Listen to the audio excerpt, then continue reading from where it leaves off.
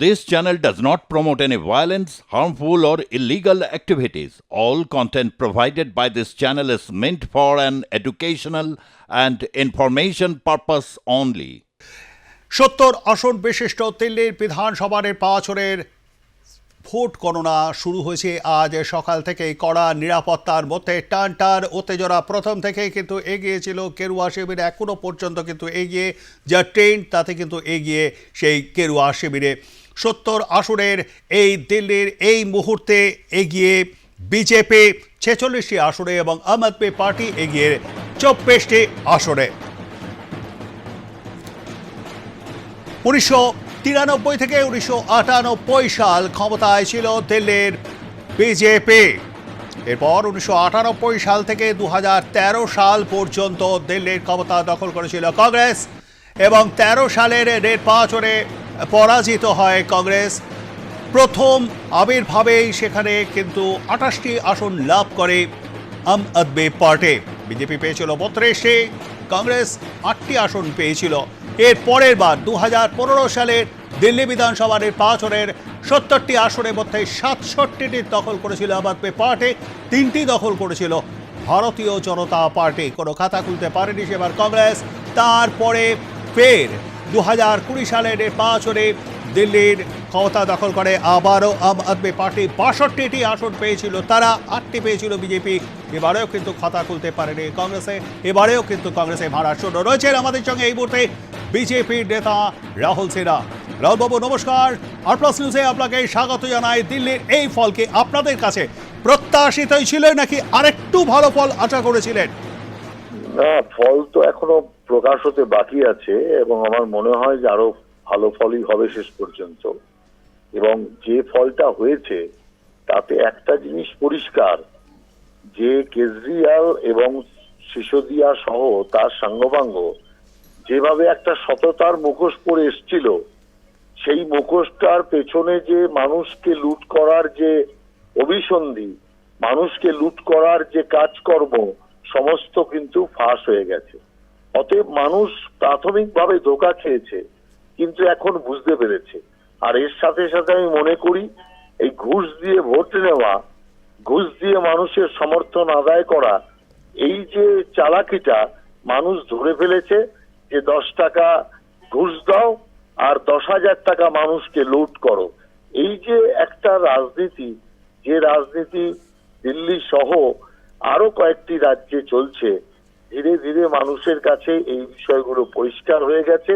এবং কেজরিওয়ালের মুখোশ যখনই খুলে গেছে যে দুর্নীতির পীঠস্থান হচ্ছে আপ পার্টি এবং কেজরিওয়াল, তখনই মানুষ বুঝতে পেরেছে যে একে রাখা যাবে না।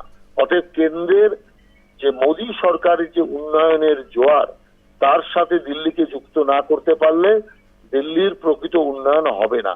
সেই কারণে আমি মনে করি এবার দিল্লি অনেক এগোবে, কারণ কেন্দ্র রাজ্য একসাথে কাজ করে দিল্লির শ্রীবৃদ্ধি ঘটাবে, এটাই আমরা বিশ্বাস রাখি। এবং মানুষের এই যে জবাব, এই জবাব শুধু দিল্লির জন্য নয়, এই জবাব, এই শিক্ষা কিন্তু অন্য রাজ্যের জন্য।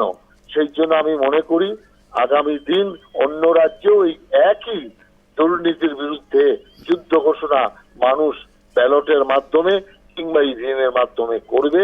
অতএব আমরা দিল্লির মানুষকে আপাতত প্রাথমিক ধন্যবাদ জানাচ্ছি। ধন্যবাদ আমাদের সঙ্গে থাকবার জন্য। কথা বলছিলাম বিজেপি নেতা রাহুল সিনহার সঙ্গে এবং তার থেকে আপনারা শুনলেন এই মুহূর্তে গুরুত্বপূর্ণ খবর।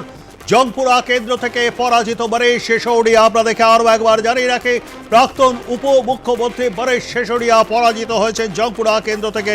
তার পুরনো আসন পটপারগঞ্জে তাকে এবারে দল প্রার্থী করেনি, তার কেন্দ্র বদল করা হয়েছিল। জংপুরায় প্রার্থী করেছিল বরেশ সিসোদিয়াকে। সে জংপুরা কেন্দ্র থেকে পরাজিত হলেন প্রাক্তন উপমুখ্যমন্ত্রী বরেশ সিসোদিয়া। এই মুহূর্তের গুরুত্বপূর্ণ খবর, পরাজিত বরেশ সিসোদিয়া।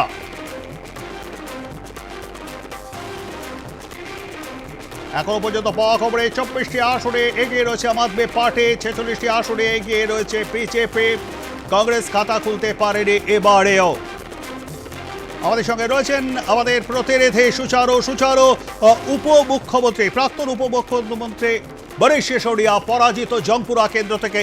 অর্থাৎ কেন্দ্র বদল করেও কিন্তু আলটিমেটলি কোনো লাভ হলো না আম আদমি পার্টির। সুচারু। একদম তাই, কেন্দ্র বদল করে কোনো লাভ হলো না। এবং মনীষ সিসোদিয়ার ক্ষেত্রেও কিন্তু একই রকম এই অরবিন্দ কেজরিওয়ালের মতোই নিষ্কলঙ্ক থাকতে পারেননি তিনি। কলঙ্কের দাগ মনীষ সিসোদিয়ার গায়েও লেগেছিল, যার ফলে মানুষ সেটাকে খুব ভালোভাবে নেয়নি।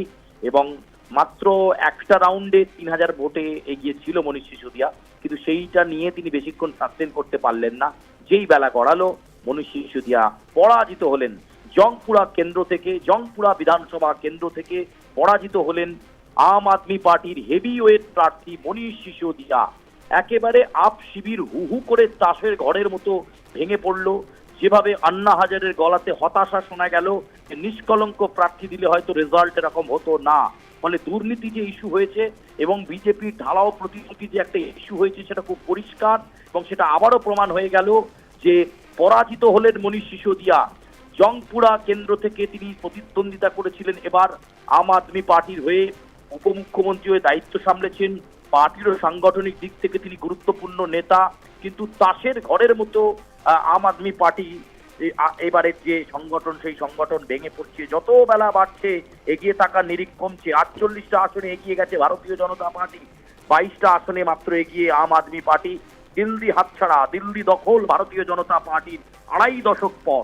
এবং জংপুরা কেন্দ্র থেকে মনীষ সিসোদিয়া পরাজিত হলেন। তুমি অপেক্ষা করো গোবিন্দ, আমি নিশ্চিত আরো বহু আম আদমি পার্টির মানে লিডিং নেতা তারা কিন্তু পরাজয়ের খুব কাছে চলে গেছেন, আর পেরে উঠছেন না তারা লড়াইয়ে ভারতীয় জনতা পার্টির প্রার্থীদের সঙ্গে। মনীষ সিসোদিয়া পরাজিত হয়েছেন, পিছিয়ে রয়েছেন এখনো অতিশি মার্লিনা, পিছিয়ে রয়েছেন অরবিন্দ কেজরিওয়াল। শেষ পর্যন্ত তারাও তাদের মান রক্ষা করতে পারেন কিনা, তাদের বিধানসভা রক্ষা করতে পারেন কিনা সেটাও বড় বিষয়। রবি, বলতে বলতেই সুচারু, আম আদমি পার্টি কিন্তু আরো পেছিয়ে পড়লো। 22টি আসরে তারা এগিয়ে রয়েছে এবং 48টি আসরে এগিয়ে রয়েছে ভারতীয় জনতা পার্টি। সুচারু, আমি তোমাকে একটা কথা স্মরণ করিয়ে দিতে চাইবো। ইনফ্যাক্ট আমার অন্তত বারে বারে মনে পড়ছে সেই ছবিটার কথা। কেন্দ্রে তখন ইউপিএ 2 সরকার, প্রধানমন্ত্রী ডক্টর মনমোহন সিং। ঠিক সেই সময় দাঁড়িয়ে আন্না হাজারে এই দুর্নীতির বিরুদ্ধে লড়াই করেছিলেন দিল্লির যন্তর মন্তরে। এবং এই আজকে এই অরবিন্দ কেজরিওয়ালের মতন এই আপের নেতৃবৃন্দ সেদিনকে কিন্তু সামিল হয়েছিলেন। এর পরেরটা 2013 নির্বাচন, পরপর 15 এবং 20 নির্বাচন, সেটা ইতিহাস, তার বলার অপেক্ষা রাখে না, আমি সেটা বলছি না। সেখানে কিন্তু অ্যাবসলিউট মেজরিটি নিয়ে ক্ষমতায় দখল করেছিল আম আদমি পার্টি। সেই দুর্নীতিকে হাতিয়ার করেই কিন্তু ক্ষমতা দখল করলো বিজেপি এবং এই দুর্নীতি ইস্যুতেই ধরাশায়ী আম আদমি পার্টি। এটা কি একটা বৃত্ত সম্পূর্ণ হলো? একদম বৃত্তই বটে। এবং যে ঝাড়ু চিহ্নকে সামনে রেখে স্বচ্ছ ভাবমূর্তি নিয়ে অরবিন্দ কেজরিওয়াল শুরু করলেন, কয়েকটা বছর পেরিয়ে যাওয়ার পরেই তার গায়েও লাগলো দুর্নীতির ছাপ, তার দলের বিভিন্ন শীর্ষ নেতৃত্বের গায়ে দুর্নীতির ছাপ লাগলো। দুর্নীতির দায়ে তাকে টানতে টানতে নিয়ে গিয়ে কেন্দ্রীয় তদন্তকারী সংস্থা জেলে ঢোকালো। জেল থেকে বেরিয়ে তিনি বললেন বিজেপির ষড়যন্ত্র, কিন্তু ততক্ষণে মানুষ মনে ঠিক করে নিয়েছে যে তারা কি করবেন, কারণ এটা পরিষ্কার করে দিল দিল্লিবাসী যে তারা কোনো দুর্নীতি। সুচারু, তোমাকে একটুখানি থামাবো। এই মুহূর্তের গুরুত্বপূর্ণ লড়াই, পরাজিত অরবিন্দ কেজরিওয়াল। আপনাদেরকে আরো একবার জানিয়ে রাখে, নয়াদিল্লি কেন্দ্র থেকে পরাজিত আম আদমি পার্টির সুপ্রিমো প্রাক্তন মুখ্যমন্ত্রী অরবিন্দ কেজরিওয়াল। এই মুহূর্তে সবচেয়ে গুরুত্বপূর্ণ খবর, নিউ দিল্লি কেন্দ্র থেকে পরাজিত অরবিন্দ কেজরিওয়াল। জয়ী হলেন প্রবেশ বর্মা, বিজেপি প্রার্থী। নয়াদিল্লি কেন্দ্র থেকে জয়ী প্রবেশ বর্মা পরাজিত করলেন তার নিকটতম প্রতিদ্বন্দ্বী আম আদমি পার্টির সুপ্রিমো, দিল্লির প্রাক্তন মুখ্যমন্ত্রী অরবিন্দ কেজরিওয়ালকে। সুচারু, দেখো, আমি কথা একটু আগেই বলছিলাম, মনীষ সিসোদিয়া পরাজিত আগেই হয়েছিলেন, আমি বলছিলাম আরো অনেক হেভিওয়েটকে পরাজিত হতেই হবে, অন্তত ইঙ্গিত সেটাই। অরবিন্দ কেজরিওয়াল তিনিও নিউ দিল্লি বিধানসভা ধরে রাখতে পারলেন না, পরাজিত হলেন। আরো নাম রয়েছে, আমি তোমাকে বলছিলাম অতিশি মার্লিনা, তিনিও সম্ভবত মানে খুব নেক টু নেক ফাইট দিতে পারছেন না, অনেকটা পিছিয়ে পড়েছেন। সৌরভ ভরদ্বাজ অনেকটা পিছিয়ে পড়েছেন। যে নামগুলো আম আদমি পার্টি আর দিল্লি আম আদমি পার্টি মানে উঠে আসতো যাদের নাম, তারাই কিন্তু বেশিরভাগ ক্ষেত্রে পরাজিত। এই যে নিষ্কলঙ্ক থাকতে না পারা, গায়ে দুর্নীতির দাগ লেগে যাওয়া, এটা কিন্তু দিল্লিবাসী খুব একটা ভালো চোখে নেয়নি। অর্থাৎ তারা নিষ্কলঙ্ক প্রার্থী চেয়েছিলেন এবং সেটা হয়নি। ফলে এই দুর্নীতির দায়েই কিন্তু তুমি যে প্রশ্ন দিয়ে শুরু করলে যে বৃত্ত সম্পন্ন হলো, হ্যাঁ একদম তাই। সে কারণেই মনীষ সিসোদিয়া পরাজিত হলেন, অরবিন্দ কেজরিওয়ালও পরাজিত হলেন। অষ্টম রাউন্ডেও তিনি পিছিয়ে পড়েছিলেন। 18 রাউন্ড গণনা শেষে অরবিন্দ কেজরিওয়াল পরাজিত হলেন নিউ দিল্লি কেন্দ্র থেকে। প্রবেশ শর্মা, ভারতীয় জনতা পার্টির প্রার্থী প্রবেশ শর্মা, তিনি জয়লাভ করলেন। ফলে দুজন হেভিওয়েট নেতা, আম আদমি পার্টির মুখ, তারা তাদের বিধানসভা কেন্দ্রকে প্রতিদ্বন্দ্বিতা করে পরাজিত হলেন। একদিকে মনীষ সিসোদিয়া, একদিকে অরবিন্দ কেজরিওয়াল। এই লিস্ট আরো লম্বা হবে প্রবীর, এবং যে ভাঙন ঘটেছে তারা বুঝতে পেরেছেন যে আর কিছু করার নেই, এবং সে কারণেই অরবিন্দ কেজরিওয়ালের বাড়িতে এই মুহূর্তে আম আদমি পার্টি গুরুত্বপূর্ণ বৈঠক করছে। সেই বৈঠকের মাধ্যমে তারা বুঝে নিতে চাইছেন যে কিভাবে তারা স্ট্র্যাটেজি মেকিং করে বিরোধী আসনে বসবেন, কিভাবে তারা আগামী দিনে দলকে চালাবেন। এই মুহূর্তে সেটা আলোচনা করে রাখা দরকার। এবং যে গেরুয়া ঝড়ে কার্যত ঝাড়ু উড়ে গেল বলা যেতে পারে, একেবারে মহারাষ্ট্রের মতনই এক্ষেত্রেও তাই। একগুচ্ছ নির্বাচনী প্রতিশ্রুতি আর দুর্নীতি ইস্যু। ফলে এই বিষয়টাকে সামনে রেখেই কিন্তু এবারের নির্বাচনে বাজিমাত করলো দিল্লিতে ভারতীয় জনতা পার্টি। 2.5 দশক পর প্রবীর, তুমি নানা তথ্য পরিসংখ্যান দিয়ে বলছিলে, আমি শুধু এটুকুনি বলবো, 2.5 দশক পর ভারতীয় জনতা পার্টি রাজধানী পেল, এবং ডাবল ইঞ্জিনের সরকার এই মুহূর্তে দিল্লিতে। সুচারু, একটা কথা কিন্তু মনে করে দিতে হবে যে হ্যাট্রিক হলো না যেমন অরবিন্দ কেজরিওয়ালের, হ্যাট্রিক হয়ে গেল কিন্তু কংগ্রেসের। এবারেও কিন্তু তাদের ভাড়ার শূন্য। 15, 20 এবং 25 পরপর 3টি বিধানসভা নির্বাচনে দিল্লিতে খাতা খুলতে পারল না কংগ্রেস। শতাব্দী প্রাচীন এই দলটার এই হারের পেছনে কারণ কি? দেখো, হারের অনেক রকম কারণ থাকে, সেগুলো তো বিশ্লেষণ হলে পরিষ্কার হবে। কিন্তু বিষয়টা হচ্ছে সংঘবদ্ধ এবং সাংগঠনিক দুর্বলতা, সংঘবদ্ধ না হওয়া, এবং কোনো কিছুকে না ভেবেই আমি নিজস্ব শক্তিতে বলীয়ান হব বা নিজের ক্ষমতায় রাজনৈতিক সাফল্য তুলে আনতে পারবো, সেটা এই ভারতের এই রাজনীতির আবর্তে সম্ভব নয়। কারণ এই ভারত বদলে যাওয়া ভারত। এই ভারতের রাজনৈতিক সমীকরণও প্রত্যেক মুহূর্তে বদলেছে। ফলে যে কংগ্রেস একটা সময় একেবারে দিল্লি হাতের তালুর মতো চিনত, শীলা দীক্ষিত যাকে বলা হতো একদম মমতা বন্দ্যোপাধ্যায়ের মতো, খুব মানে কঠোর একজন প্রশাসনিক মহিলা, এবং সুচারু, আমি একটু তোমাকে থামাবো। এই মুহূর্তে আমাদের সঙ্গে রয়েছেন তৃণমূল কংগ্রেসের নেতা জয়প্রকাশ মজুমদার। জয়প্রকাশ বাবু নমস্কার, আর প্লাস নিউজে আপনাকে স্বাগত জানাই। এই মুহূর্তে দিল্লির ফলাফল 48টিতে এগিয়ে বিজেপি, 22টিতে এগিয়ে আম আদমি পার্টি, কি বলবেন? এটা বিজেপি আবার ক্ষমতায় ফেরত আসছে দীর্ঘদিন পরে। আর দ্বিতীয়ত এটা পরিষ্কার, ইন্ডিয়া জোটের যারা শরিক তারা যদি এক জায়গায় হয়ে নিজেদের মধ্যে বোঝাপড়ার মাধ্যমে লড়াই করে, তাহলে বিজেপিকে যে পরাস্ত করা সম্ভব, এই রায় সেটা আবার প্রমাণ করে দিয়েছে। মমতা বন্দ্যোপাধ্যায় যেটা বলেছিলেন, শুরু করেছিলেন, যে ইন্ডিয়া জোটের সকলকে অনেক বেশি প্র্যাকটিক্যাল হতে হবে এবং বুঝতে হবে নিজেদের মান অভিমান, নিজেদের পুরনো জমিদারি মনোভাব ছেড়ে বেরিয়ে আসতে হবে। সেইটা আবার প্রমাণিত যে দিল্লিতে যদি কংগ্রেস এবং আপ একসঙ্গে লড়াই করতো, তাহলে বিজেপি আজকে জিততে পারতো না। এটাও আজকে প্রমাণিত। জয়প্রকাশ বাবু, নয়াদিল্লিতে অরবিন্দ কেজরিওয়ালের হারের পেছনেও কি এই কারণ? দেখুন, ভোট কাটাকাটি তো হয়েছে, তাছাড়া ওখানকার রাজনীতি কিভাবে আবর্তিত হয়েছে, এবং দিল্লি মানেই পয়সার ইলেকশন।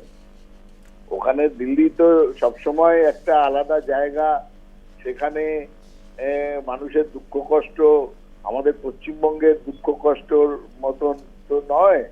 তারা হচ্ছে অ্যাফ্লুয়েন্ট জায়গা দিল্লি, তো সেখানে ইলেকশন হচ্ছে, নানা রকম পয়সার খেলাতে হচ্ছে। সুতরাং এখান থেকে এটা বলা সম্ভব নয়। তবে এটা ঠিকই যে বিজেপি আজকে এই ভাগাভাগির, ভোট ভাগাভাগির দৌলতে তারা ক্ষমতায় আসছে। যদিও ইলেকটোরাল পলিটিক্সে যে জিতবে তাকে মান্যতা দেওয়া প্রয়োজন, এবং আমরা সেটা করে থাকি। কিন্তু তাও কংগ্রেসের এই যে রেজাল্ট, এই যে ফলাফল, তার থেকে কংগ্রেসের অনেক কিছু শিক্ষণীয় আছে। ধন্যবাদ আমাদের সঙ্গে থাকবার জন্য। কথা বলছিলাম সর্বভারতীয় তৃণমূল কংগ্রেসের পশ্চিমবঙ্গ রাজ্য সহসভাপতি জয়প্রকাশ মজুমদারের সঙ্গে রয়েছেন আমাদের প্রতিনিধি সুচারু। তুমি দেখতে পাচ্ছ দিল্লির সদর দপ্তরে এই মুহূর্তে অকাল হোলি উৎসবে মেতেছে ভারতীয় জনতা পার্টি। একেবারে অকাল হোলি উৎসবে মেতেছেন। 7:45 প্রধানমন্ত্রী নরেন্দ্র মোদী দিল্লিতে সদর দপ্তরে পৌঁছবেন। একেবারে কর্মী সমর্থকদের উদ্দেশ্যে একটা উজ্জীবিত করা ভাষণ দেবেন। মহারাষ্ট্র দিল্লির পর এবার তাদের পরবর্তী লক্ষ্য কোন রাজ্য সে কথা বলবেন। কিন্তু যেভাবে আপকে একেবারে দুর্মুষ করে দিল ভারতীয় জনতা পার্টি, এবং যে কথা আন্না হাজারের গলায় শোনা গেল যে নিষ্কলঙ্ক প্রার্থী দিলে হয়তো এরকম হতো না, প্রার্থীদের গায়ে কারোর না কারোর গায়ে ফৌজদারি মামলা লেগেছে, আর সেটা অরবিন্দ কেজরিওয়াল হতে পারে, সেটা মনীষ সিসোদিয়া হতে পারে। দিল্লিবাসী এটা বোঝালো যে দুর্নীতি যার গায়ে লেগেছে বা যে দলের গায়ে লেগেছে তাদেরকে সরকারে রাখা ঠিক হবে না। ঠিক সেই কাজটাই দিল্লিবাসী করে ফেললো, এবং যেভাবে ভারতীয় জনতা পার্টি তার উত্থান দেখালো 48টা আসন নিয়ে 2.5 দশক পর, এবং সেখানে 22টা আসনে এগিয়ে রয়েছে এই মুহূর্তে আম আদমি পার্টি। ফলে মনীষ সিসোদিয়া পরাজিত, অরবিন্দ কেজরিওয়াল পরাজিত, আতিশি মার্লিনাও এখনো সেইভাবে বলার মতো প্রতিদ্বন্দ্বিতার জায়গাতে নেই, তিনি অনেকটা পিছিয়ে রয়েছেন। ফলে এই মুহূর্তে আপ শিবির কিন্তু যথেষ্টভাবে ভেঙে পড়েছে।